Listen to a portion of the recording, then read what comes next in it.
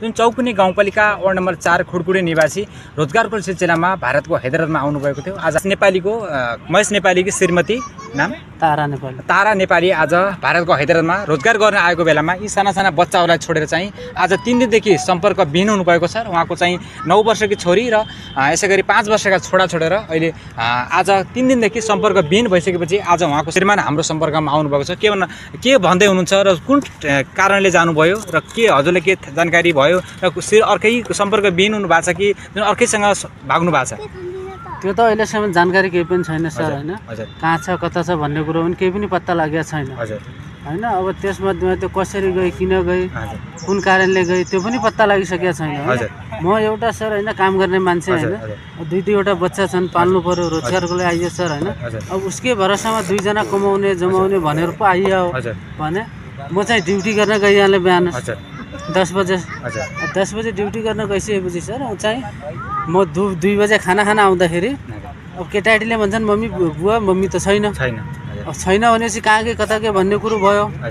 त्यसपछि अब कहीँ बाहिर गएको छ कि त आउँछ कि त भनेर त्यो दिन पनि वेट गरियो तर आएन। अनि नआउँदाखेरि माथि गएर अब सेटानले त्यहाँ सोधियो, सोद्धाखेरि उसले भने नाइ तारा हस्पिटल जान्छु भनेर यहाँबाट निक्लिसक्यो भनिसकेपछि अब त्यसपछि त्यो कहाँ गई कता गई लापत्ता छ हैन सर। 3 दिन भइसक्यो। अनि त्यसपछि अब मेरो पनि थोडा बहुत अलिकता सर हैन 2-2.5 लाख रुपैयाँ पनि थियो, त्यो पनि लगेर गयो। अनि थोडा सुन पनि थियो, त्यो पनि लगेर गयो हैन। भने अब म के भन्न चाहन्छु भनेपछि सर त्यो जहाँ भए पनि जता भए पनि सम्पर्कमा आइज हैन। तैँले खोजेको के हो हैन त्यो पनि भन हैन, फारगती गरौँ हैन। जति पनि मेरो क्षतिपूर्ति भएको छ त्यो दिँदै हैन, बाँकी मलाई अरू केही पनि छैन हैन। त्यही भन्नै मेरो छ हैन सर हैन। जहाँ भए पनि चाहे आज भोलि हैन जहाँ भए पनि सम्पर्कमा आ, तेरो विचारको कुरा के छ हैन, दुईजना बसौँ, बसेर सरसल्लाहमै मेरो क्षतिपूर्ति त्यो दिँदै हैन सरसल्लाहमै काम गर्दौँ भन्ने मेरो छ सर हैन। तिमी चाहिँ जेठी छोरी चाहिँ के भन्न चाहन्छौ मम्मीलाई? चाहिँ जुन ठाउँ भए पनि फर्कियो भन्न चाहनुहुन्छ मम्मीलाई? के भन्छौ भन त मम्मीलाई? तिमीलाई के भनेर गइन् मम्मीले? मम्मीले मलाई के भनेन, रिदमले भन्यो कि बाजेर जाम पैसा माग्न भनेको थियो। अनि रिदमले अनि हामी घर आउँला थियौँ। अनि घर बजे अगाडि आएको थिएन, हामीले घर आउँला थियौँ। मम्मी थिएन, माथि गएर माथि पनि थिएन।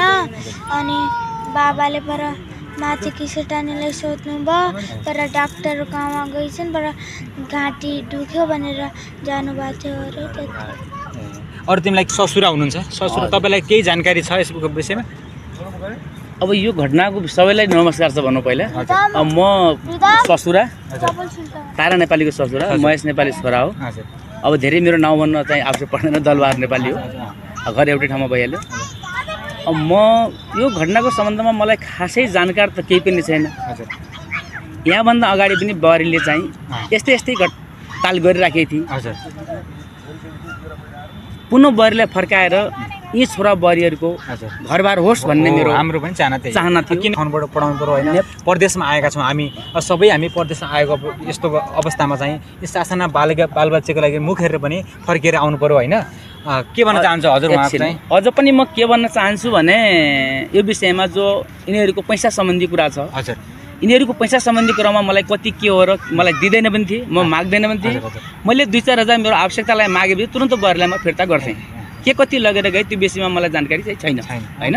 यिनी बुढाबुढी बिचको विषय कुरा हो। र म बुहारीलाई के भन्न चाहन्छु भने सर्टकटमा यी बालिकाहरूको भविष्य उसको पछाडि जुडेको कारणले गर्दाखेरिमा जुनसुकै ठाउँमा भए पनि यिनको भविष्यलाई सोचेर फर्किन म आग्रह गर्छु। म ससुरा मात्र नभएर मैले उसलाई छोरीको स्थान दिएको थिएँ र म रोइरहेको छु र मेरो आँसुले उसले बाटो पाउने छैन भन्ने मैले चाहिँ भनिरहेको छु। मैले उसलाई श्राप अझ पनि दिन चाहन्न, तर जुनसुकै ठाउँमा हुन्छ बुहारी होस्, यदि फर्केर जाँदा पनि हुन्छ, तर आएर के कति कारणले बुहारी गयो, के पीडा हामीले दियौँ भन्नुहोस्। समाजमा भोलि त्यही चौकुने गाउँपालिकामा बसेर मेरो मामाको स्वयं छोरी हो, टाढाको कुरो केही पनि छैन, फर्केर आएर स्पष्टीकरण दिएर चाहिँ जाओस्, यी बालिकाको चाहिँ भविष्य खराब नगरोस् भन्ने मैले बुहारीलाई बिन्ती गर्छु।